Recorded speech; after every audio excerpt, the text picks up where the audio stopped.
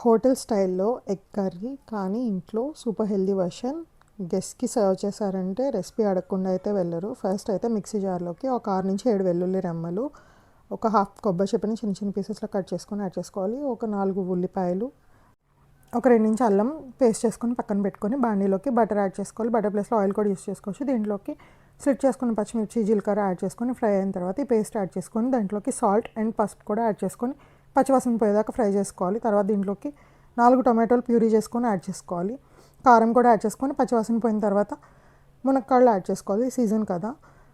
ఇప్పుడు దీంట్లోకి మునక్కాడలు ఉడికేదాకా వాటర్ పోసుకోవాలి. నేను వాటర్ కొంచెం ఎక్కువ యాడ్ చేస్తున్నాను ఎందుకంటే నాకు కర్రీ ఎక్కువ అవ్వాలి కాబట్టి. దీంట్లోకి కీ ఇంగ్రీడియంట్ ఏంటంటే ఇది melon seeds, sunflower seeds and pumpkin సీడ్స్ని 3 స్పూన్స్ చొప్పున సోక్ చేసి పెట్టుకున్నాను. దీన్ని గ్రైండ్ చేసుకోవడానికి దీంట్లోకి మసాలాకి 2 అనాస పువ్వు, ఒక బే లీఫ్, ఒక 3 ఇలాచి అండ్ హాఫ్ ఇంచ్ వరకు దాల్చిన చెక్క యాడ్ చేసుకొని పేస్ట్ చేసుకోవాలి.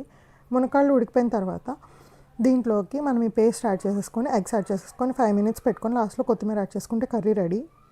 ఇంట్లో వెజిటబుల్స్ ఏం లేనప్పుడు కూడా కర్రీ చేసుకోవచ్చు. నేనైతే క్వినోవాతో తిన్నాను. రాగి సంగటి, రైస్, రోటీ దేంట్లోకైనా చాలా బాగుంటుంది. Next level combination.